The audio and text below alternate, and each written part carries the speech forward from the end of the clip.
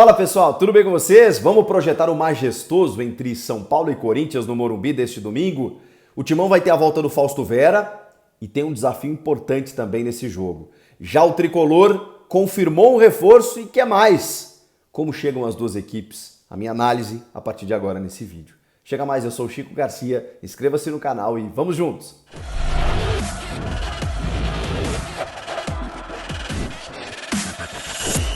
Domingo, 6h30 da tarde, Corinthians e São Paulo. São Paulo e Corinthians se enfrentam no estádio do Morumbi. O segundo clássico do ano para o São Paulo, o primeiro para o Corinthians. O primeiro de Fernando Lázaro. Vamos lá, vamos começar com o São Paulo, que é o dono da casa, que tem algumas dificuldades para montar esse time e eu vou explicar por quê. Inclusive já falei após a vitória do São Paulo, boa vitória sobre a Portuguesa, o 4-1. Porque o Rogério tem uma limitação dos estrangeiros que tem dificultado o seu trabalho. Mais do que isso, lesões que estão impedindo ele de escalar a sua melhor equipe. Ele não tem lateral direito para colocar nesse jogo. Não tem, é muito forte, mas ele não tem os seus principais. Rafinha, Igor Vinícius e até o menino Moreira. Ele relacionou o Vinícius, que provavelmente, ou com certeza não vai ser o titular, mas que ele está levando caso haja uma necessidade, porque senão ele não tem lateral. O titular, Orejuela. O Orejuela, colombiano, que foi contratado pelo São Paulo por 13 milhões de reais, foi emprestado para o Grêmio, para o Atlético Paranaense, nunca desenvolveu o mesmo futebol dos tempos de Cruzeiro, o que o próprio Rogério observou. Ele foi desarquivado justamente por conta dessa necessidade e ocupa uma vaga de estrangeiros, que é uma vaga muito cara hoje no elenco, porque com isso o Rogério precisa abrir mão de outros jogadores. O Ferrarese machucou, não volta tão cedo, então você já elimina um estrangeiro. Os outros dois, o Galopo e o Gabriel Neves, não conseguem ser relacionados. Por quê? Porque além do Orejuela, outros 4 são titulares. A dupla de zaga, Alan Franco e Arboleda, o meio-campista Mendes, que recém chegou, mas é titular, e o Jonathan Calleri. Com isso, 5 estrangeiros no time titular. E o São Paulo não pode relacionar mais ninguém. Então Galopo, que fez 2 gols contra a Portuguesa, que jogou bem substituindo o Calleri de falso 9, mas poderia jogar muito bem na meia, na armação, ou sendo uma opção no banco de reservas, não será relacionado. O Galopo, que foi destaque contra a Portuguesa, não consegue ter sequência exatamente por conta dessa dificuldade. Bom, e o Gabriel Neves, né? Sem falar no Gabriel Neves, que nem figura mais, que teve bons momentos ano passado, mas não consegue por essa limitação. O São Paulo está tentando, né, via CBF, Federação, aumentar o limite, o Grêmio também está com essa dificuldade lá, mas isso não acontece da noite para o dia, então é um problema que o Rogério vai ter que resolver. Com isso o time está escalado, com o Rafael no gol, o Orejuela na direita, a dupla de zaga, o Alan Franco e o Arboleda, que sentiu dores, uma tendinite, foi preservado no jogo contra a Portuguesa, mas está à disposição, segundo o próprio Rogério, depois da entrevista pós-jogo de ontem. Na esquerda, o Wellington, lateral esquerdo, já falo de uma reposição ali para a lateral também depois da saída do Reinaldo para o Grêmio. Meio de campo, o Mendes, Jackson Mendes, ou Seba Mendes, né, como ele quer ser chamado, o equatoriano que estava na Copa, foi preservado também contra a Portuguesa, titularíssimo, junto do Rodrigo Nestor, que fez um bom jogo contra a Portuguesa. E aí, no 4-2-4, uma linha de frente com o Luciano sendo um meia ou um jogador atrás do centroavante, que vem para buscar jogo, camisa 10 tricolor, nas pontas Wellington, Rato e David, na frente o Jonathan Calleri. Esse é o time do tricolor paulista. Alguns detalhes sobre esse time. O David tem entrado muito bem, foi um pedido do Rogério e ele já chegou fazendo gol, fez a jogada do gol, inclusive no jogo contra a Portuguesa, então tem tido uma participação muito efetiva o David no ataque, com força física, com drible, indo para cima, confiança, né? Já chega com a moral de ser pedido pelo técnico, implorado pelo técnico, já chega jogando, isso muda muito, né, a cabeça do jogador. O Mendes tem feito boas partidas, vai agora pegar um grande teste, né, pela frente, que é o Corinthians. E o Wellington tem tido uma reposição com o Lisiero, que jogou a copinha como lateral, que enfim já foi um lateral, enfim, mas depois, né, construiu uma carreira como volante, mas sabe fazer a função. Mas hoje ele é um meio-campista, né? Então o Rogério Ceni foi buscar Caio Paulista do Fluminense, anunciado com empréstimo até o final da temporada. O Caio, que segundo o Rogério, vai ser uma reposição sim para a lateral. ele que foi utilizado assim pelo Fernando Diniz no ano passado, mas pode ser uma opção ofensiva também, porque ele joga na ponta direita especialmente, né, por conta da sua perna esquerda, também acaba virando uma opção nesse sentido. Mas a ideia do Rogério é ter o Caio como uma reposição pro lado esquerdo com a mesma característica do Wellington. Ele inclusive foi para o jogo contra a Portuguesa, e se ele tivesse sido regularizado, ficaria no banco. Não aconteceu a tempo, mas nesta sexta-feira está regularizado, então ele vai para o clássico, o Caio Paulista. E o São Paulo quer mais um jogador, encaminhou nas últimas horas a contratação do Herisson, centroavante, ex-Botafogo, na verdade pertence ao Botafogo, está emprestado ao Estoril de Portugal, e existiu uma negociação complicada aí, porque o Botafogo queria um valor um pouco maior, o Clube Carioca tem algumas dívidas com o São Paulo em relação ao Tietê, ao Lucas Perry, o goleiro, mas enfim, mesmo que o Coritiba tenha chegado nas últimas horas, o jogador quer muito jogar no São Paulo, né? E isso balizou bastante a negociação. Deve ser, enfim, o substituto ou uma alternativa para o Jonathan Calleri, que não tem no elenco. Tanto que o Rogério improvisou o Galopo contra a Portuguesa e até deu certo. Vamos falar do Corinthians então. E depois eu falo quais são as armas, principais armas das duas equipes. Time confirmado também, mas com um retorno importantíssimo. Fausto Vera, que é um fenômeno genético, né? Ele machuca pouco e quando machuca, recupera rápido. Teve uma entorse no tornozelo, ficou 3 jogos de fora, estava sendo preservado justamente para essa partida. Treinou normalmente, deve estar à disposição, talvez não comece, eu acho que ele começa como titular, exatamente pela dificuldade no setor. Contra o Guarani, o Fernando Lázaro perdeu Maicon e Cantígio com lesões musculares. Então a dupla de volantes, né, deve ser Fausto e Duqueiroz, mas o Rony corre por fora, tanto para ser o substituto do Dudu, quanto para começar o jogo caso o Fausto não comece. Então é a única duvidazinha ali que a gente tem, não, tem mais uma, na defesa também. Porque a linha de defesa montada inicialmente pelo Fernando Lázaro é Cássio, Fagner e Fábio Santos com a dupla de zaga Gil e Balbuena. Já percebemos que o Bruno Mendes tem pedido passagem, especialmente no lugar do Balbuena, que não começou bem o ano. Será que o Lázaro não coloca uma dupla de zaga entre Gil e Bruno Mendes? Será que ele vai apostar ainda em Gil e Balbuena? Com jogadores tão rápidos no ataque do São Paulo hoje, que está apostando numa transição em velocidade? Não sei.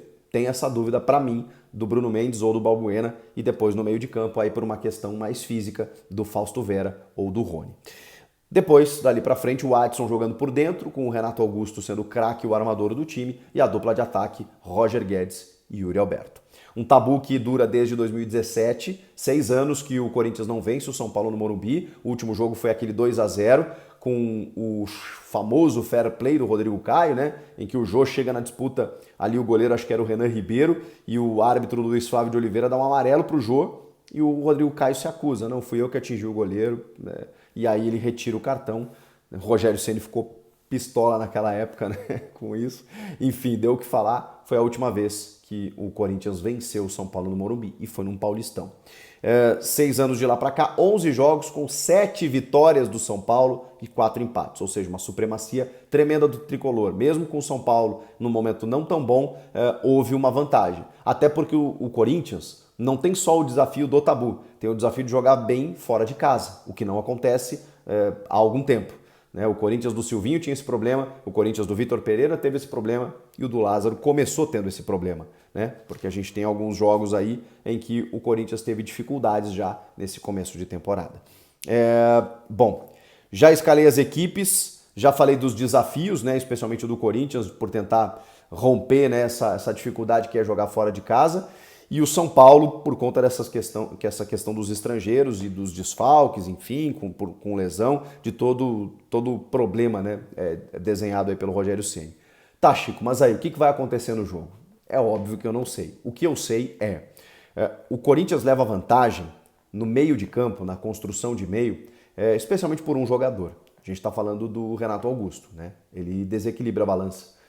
Se você comparar ali, mesmo que a escalação seja diferente numericamente, porque o Lázaro joga num 4-4-2 e o Rogério Ceni num 4-2-4, mas não é só por isso, também por isso, né? Numericamente, quantitativamente, o São Paulo vai ter que ter uma postura tática, porque se o Corinthians ficar com a bola, ele tem muito mais gente para circular e depois mais gente para entrar, inclusive, como o próprio Juliano, que também tem bom toque de bola. Mas o Renato Augusto, a qualidade técnica do Renato, ela é superior a qualquer jogador de meio campo que o São Paulo possa ter. O São Paulo não tem esse jogador, não tem esse meia armador, construtor, articulador, tanto que o Luciano vem fazendo essa função. Então essa vantagem para mim é absurda pelo lado do Corinthians. No caso dos atacantes, o Calleri é um cara que gosta de clássico, gosto muito desse atacante, ele é brigador e impressionante, né? Ele tem uma dificuldade quando a bola não chega. E o São Paulo, embora tenha tido muito volume nos primeiros jogos, né, é aquela bola que não chega limpa para o centroavante. Muitos cruzamentos que acabam desperdiçados e tudo mais. Nos últimos jogos, o São Paulo evoluiu um pouco mais na maneira de jogar pedida pelo Rogério Ceni. O Rogério Ceni pediu jogadores e me passa a sensação, vendo o São Paulo jogar, de que ele tinha um plano para cada um dos reforços que vieram. Então não foram pedidos aleatórios. Ele entendeu o que ele precisava e os caras estão correspondendo de uma forma mais rápida até do que eu imaginava. Então eu vejo o São Paulo, inclusive do Rogério, num estágio um pouco mais avançado desse começo de trabalho do Lázaro. Não é só porque o Rogério está mais tempo, não tá. Porque o São Paulo mudou bastante. É exatamente por esse novo São Paulo. Praticamente começou do zero.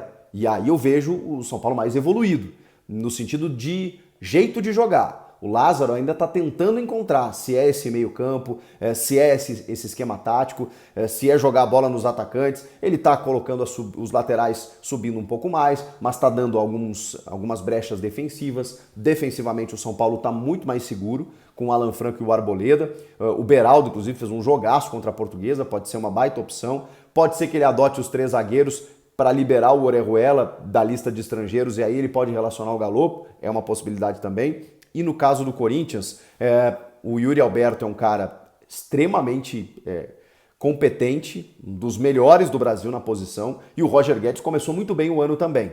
Então, o Corinthians tem algumas valências do meio para frente, e o São Paulo defensivamente está bem, mas tem um novo jeito de jogar que pode justamente ser o fato mais perigoso para o Corinthians e, consequentemente, mais beneficiário ao São Paulo, que é justamente esses pontas. Por quê? Porque se os laterais do Corinthians subirem e o Rogério Ceni tiver a inteligência de espetar não só o Rato e o David, mas também o Pedrinho, que pode entrar no segundo tempo, o Corinthians pode ter problemas. Se ele colocar uma defesa com o Gil e Balbuena e o Rogério Ceni, em determinado momento do jogo, colocar jogadores mais rápidos, como um Caio Paulista pelo lado esquerdo, como um Pedrinho para romper essa linha, o David que vai começar o jogo, o Corinthians pode ter problema nesse aspecto. Então, você vê que tem valências dos dois lados, mas ainda assim, nesse começo de trabalho, eu vejo o Rogério Ceni um pouquinho à frente do Corinthians. Sobre vencer clássicos, o Corinthians tem tido dificuldades. O Vitor Pereira tinha também. E o Fernando Lázaro pode começar o ano mais pressionado do que gostaria. Por outro lado, se ele vence esse jogo, quebrando esse tabu e rompendo esse desafio de não ganhar fora de casa e tudo mais, ele já ganha uma casca muito boa para a sequência do seu trabalho.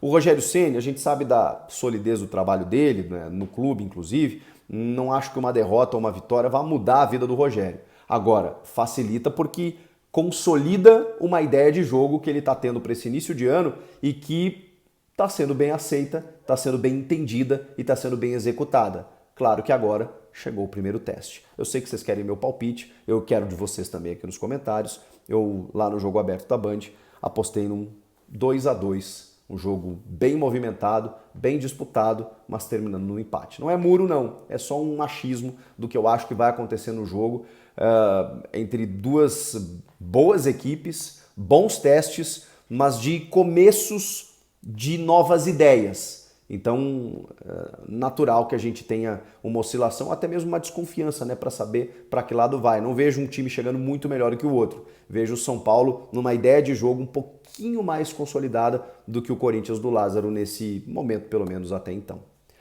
Comenta aqui, inscreva-se no canal e eu volto na próxima, claro, depois fazendo um grande vídeo aqui resumindo esse clássico para você, inclusive estarem lá no Morumbi. Valeu? Tchau!